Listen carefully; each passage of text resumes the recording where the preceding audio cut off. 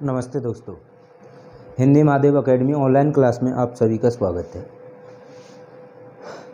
देखिए दोस्तों, हम पढ़ रहे थे स्वरों का वर्गीकरण, स्वर और स्वरों में भी स्वरों का वर्गीकरण। तो स्वरों का वर्गीकरण ये हमारा लास्ट है।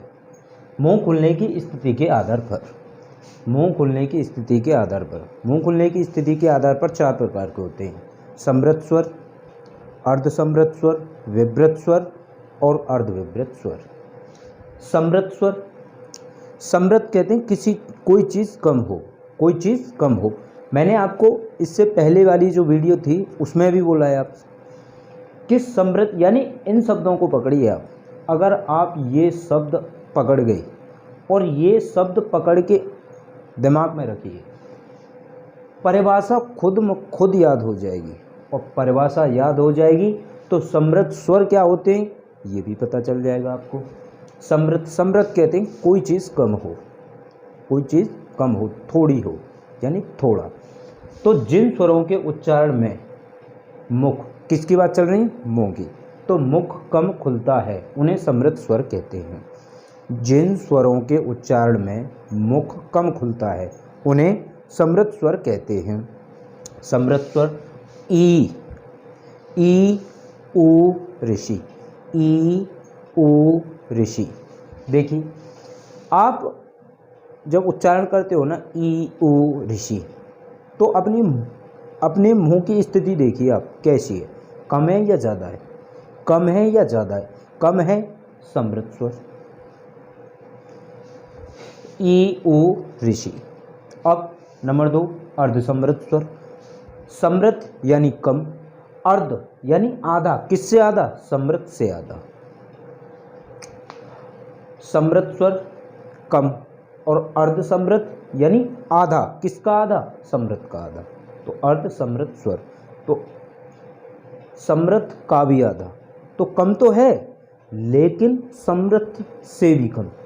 ये समृत यानी कम और अर्ध यानी उससे भी कम। किससे? समृत से स्वर। तो जिन स्वरों के उच्चारण में मुख समृत से भी कम खुलता है उन्हें अर्धसमृत स्वर कहते हैं। जैसे इ, उ।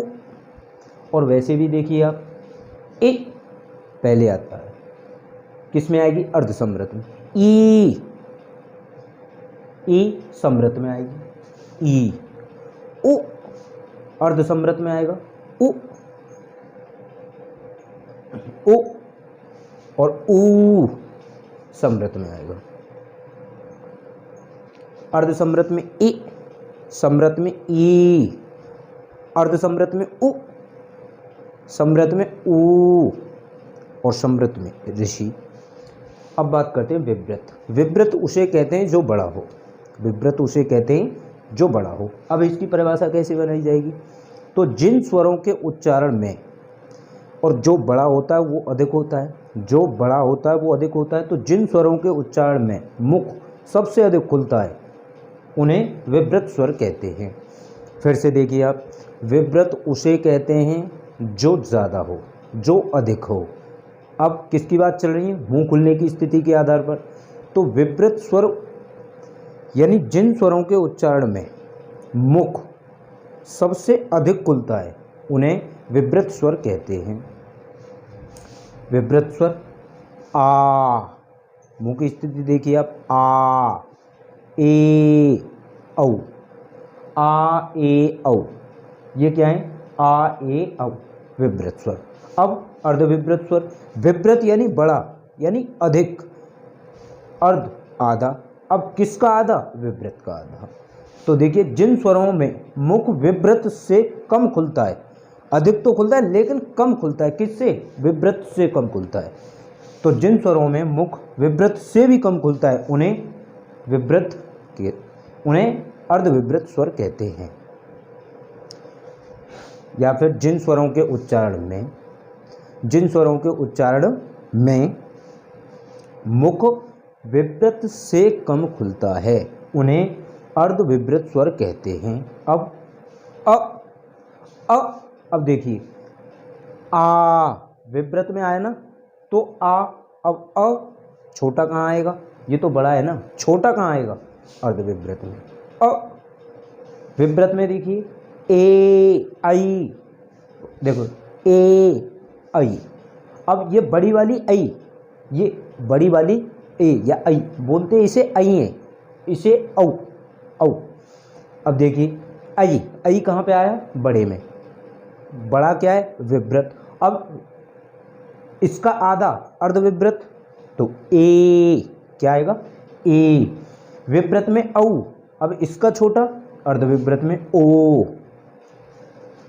उम्मीद करता हूँ दोस्तों आप समझ गए होंगे। फिर से देखते हैं।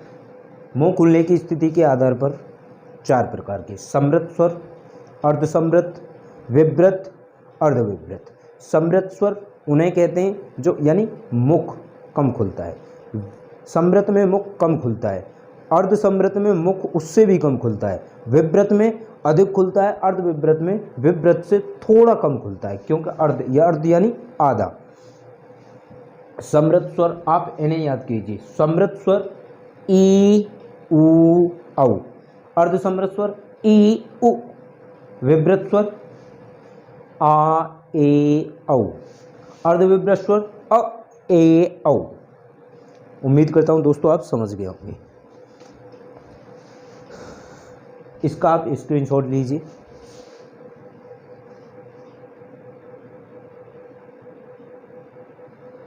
हो गया। अब देखिए याद करने वाली क्या चीज़ है इसमें।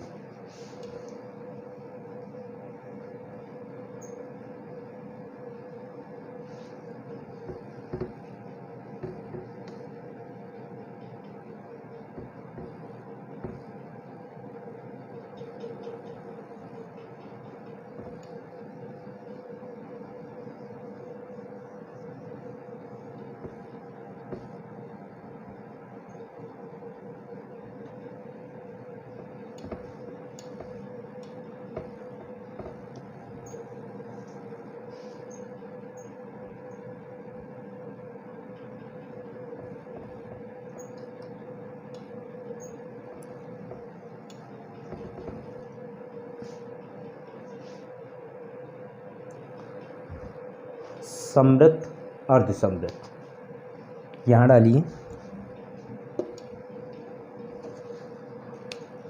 विव्रत नंबर 3, विव्रत विव्रत नंबर 4, अर्धविव्रत अर्ध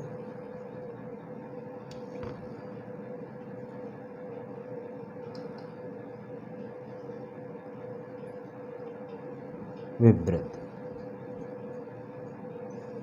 स्वर स्वर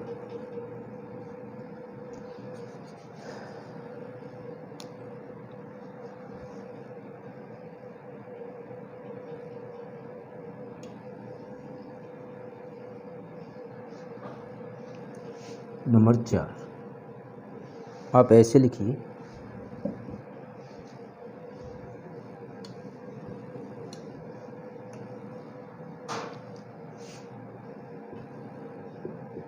अर्धसमृत, अर्धसमृत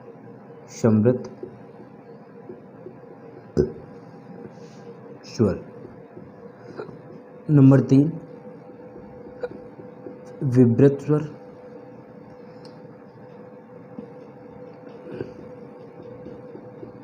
विव्रत स्वर। नंबर 4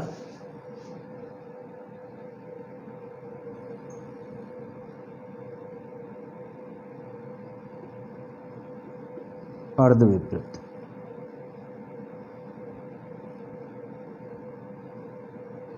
अर्धविव्रत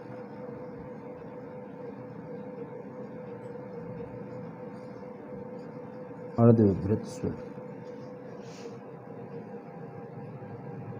1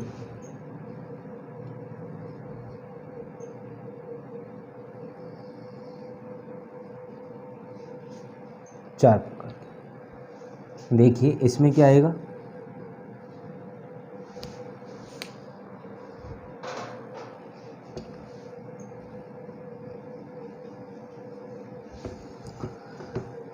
देखिए दोस्तों, मैं इस तरीके से इसीलिए लिख रहा हूँ क्योंकि आप जैसे ही अपने नोट्स खोलते ही याद हो जाए, जो काम का है सिर्फ वो दिमाग में रहे, जो काम का है वो दिमाग में रहे। आप अपने नोट्स खोलें और खोलते ही आपको याद हो जाए। समृत स्वर, समृत स्वर नंबर 1। नंबर 2 अर्धसमृत, अर्ध समृत, अर्धसमृत स्वर। नंबर 3 विव्रत स्वर, विव्रत स्वर। नंबर 4 अर्धविव्रत स्वर, अर्धविव्रत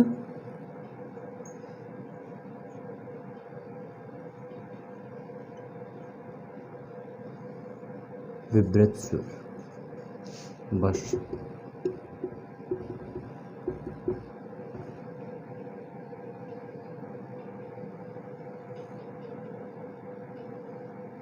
आप इस तरीके से नोट्स बनाएंगे ना, बनाते बनाते आपके दिमाग में बैठ जाएंगे। बस समृत स्वर ई ओ ऋषि।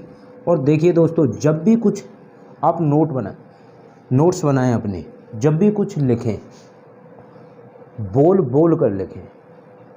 50% या तो बोल बोल कर लिखने से ही होता है। अर्धसमृत स्वर ई ओ, विव्रत स्वर आ आई औ, अर्धविव्रत अ ए ओ।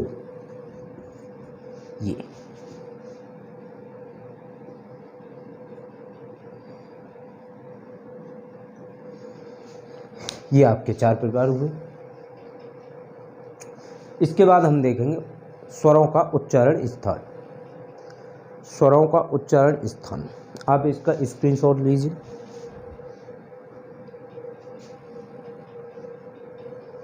हो गया दोस्तों।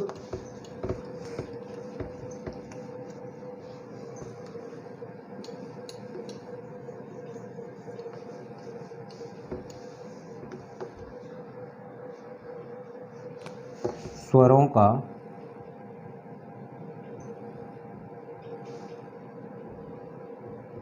उच्चारण स्थान।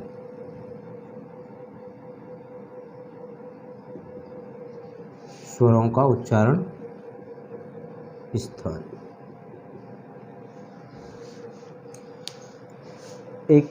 एक तरफ डालिए आप वर्ण वर्ग, वर्ण वर्ग उच्चारण स्थान। यहाँ पे उच्चारण स्थान।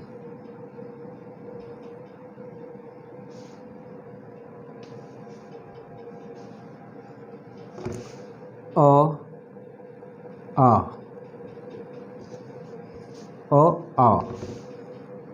ई ओ ऋषि ए आई ओ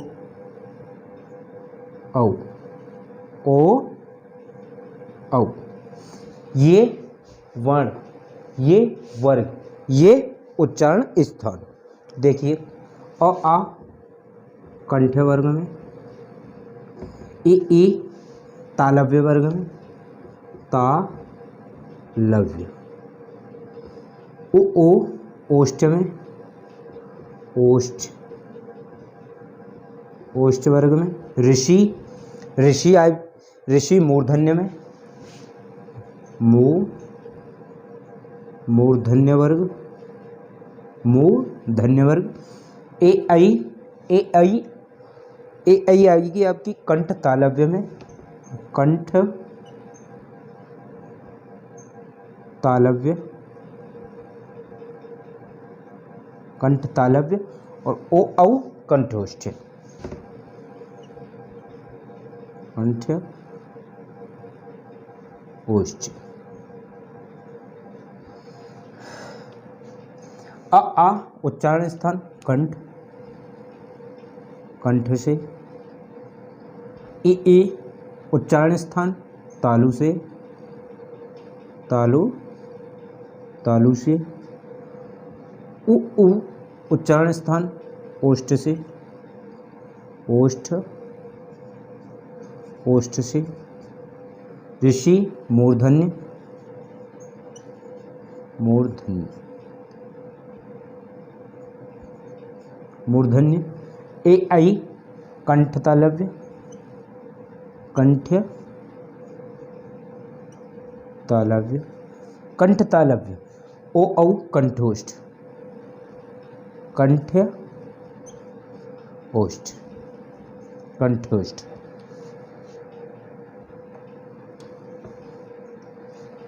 कंठोष्ठ।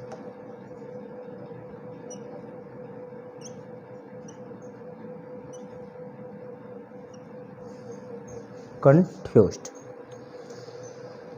देखिए दोस्तों, अ आ उच्चारण स्थान कंठ से, कंठ यानी कंठीय, कंठ यानी कंठीय। इसका अ आ, तब भी आप अ आ का उच्चारण स्थान करें, उच्चारण करेंगे ना, तो देखिए यहाँ उंगली रखिए आप, अ आ यहाँ, तो कंठ से। ए कहाँ से आ रहा है उच्चारण, ए तालु से, कहाँ से, अंदर, अंदर जो तालु, कहाँ से, तालु से। ओ ओष्ठ से, यानी ओष्ठ यानी होठों से, ऊ। ऋषि मूर्धन यानी मूर्धन, मूर्धा से, कहाँ से, मूर्धा से, अंदर के मुंह, यानी अंदर, अंदर से मूर्धा से। ए आई कंठ तालव यानी कंठ तालव, कंठ तालव से क्यों, देखिए दोस्तों,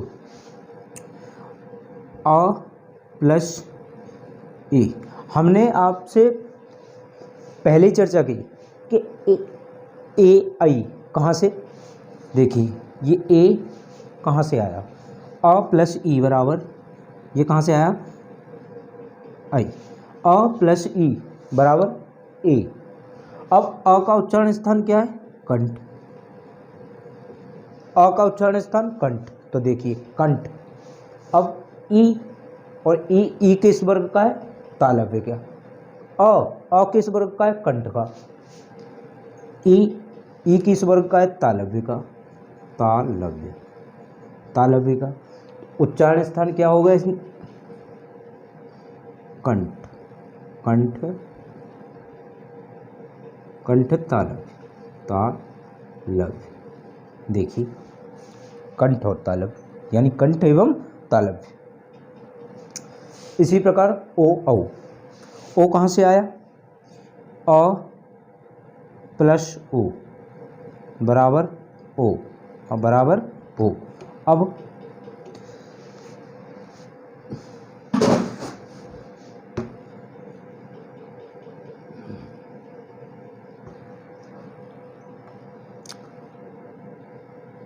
अ का उच्चारण स्थान कंठ, ओ ओष्ठ। उच्चारण स्थान देखें या फिर वर्ग देखें, अ किस वर्ग का है, कंठ, कंठ वर्ग का, और ऊ किस वर्ग का है, ओष्ठ वर्ग का। अगर उच्चारण स्थान अ का कंठ, ऊ का ओष्ठ, तो कंठ ओष्ठ, औ का क्या हो जाएगा, कंठ ओष्ठ। उम्मीद करता हूँ दोस्तों आप समझ गए होंगे। आप इसका स्क्रीनशॉट लीजिए, मैं इसे रब कर देता हूँ।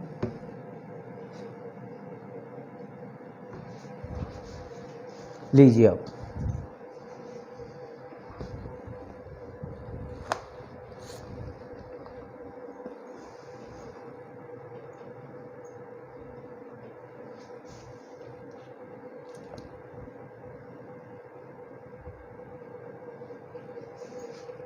हो गया।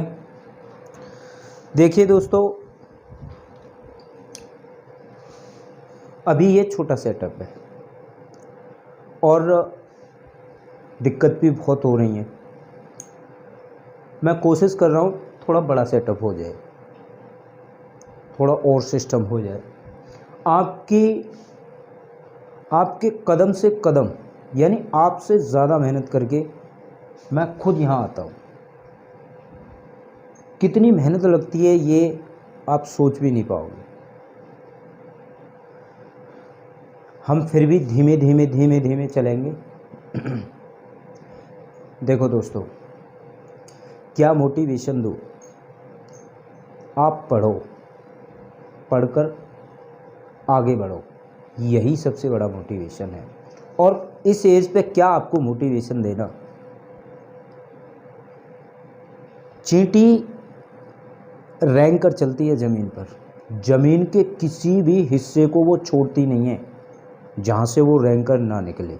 हम तो फिर भी कदम उठा के चलते हैं। चींटी अपनी मंजिल पर पहुँचती है, रैंकर, हम तो फिर भी कदम उठा के चलते हैं। हौसला सबसे बड़ा है, कोई मोटिवेशन नहीं। अगर आप जानते हो, अगर आप समझदार हो, अगर आप खुद को देख सकते हो, अपने माँ बाप को देख सकते हो, दुनिया का सबसे बड़ा मोटिवेशन यही है। इससे बड़ा कोई मोटिवेशन है ही नहीं। और इस एज में क्या आपको मोटिवेशन देना? मैं आपसे वादा करता हूँ, हर वो चीज़ आएगी, ये चाहे कितना भी छोटा प्लेटफॉर्म हो, हर वो चीज़ आएगी जो एग्ज़ाम में आती है, उससे बढ़कर आएगी। एक भी पॉइंट आपका ऐसा नहीं रहेगा जो एग्ज़ाम में आए और वो आपका ना हो पाए। हर वो पॉइंट आपका आएगा जो एग्ज़ाम में आए, चाहे वो कोई भी एग्ज़ाम हो, कोई भी। यहाँ तक हमने देखा। इसके बाद स्वर हमारे हो चुके, इसके बाद व्यंजन आएंगे और व्यंजनों के तुरंत बाद आपका अभ्यास आएगा। और अभ्यास भी आपका वो आएगा जो एग्ज़ाम में क्वेश्चन आते हैं। और क्या एग्ज़ाम दोस्तों, क्या एग्ज़ाम? कुछ हिंदी के चैप्टर तो ऐसे हैं कि उन्हें पूरा पढ़ के ही पता चलती है। अब क्या है, ये वर्णमाला है। वर्णमाला में कहाँ से क्वेश्चन आ जाए ये कुछ भी नहीं पता। इसमें पूछेगा क्या? उच्चारण स्थान ही तो पूछेगा, प्रकार ही तो पूछेगा। और इस वर्णमाला में है ही क्या? उच्चारण स्थान और प्रकार, बस। उम्मीद करता हूँ दोस्तों आप समझ गए होंगे। नमस्ते दोस्तों, बस आज के लिए इतना ही। Thank you.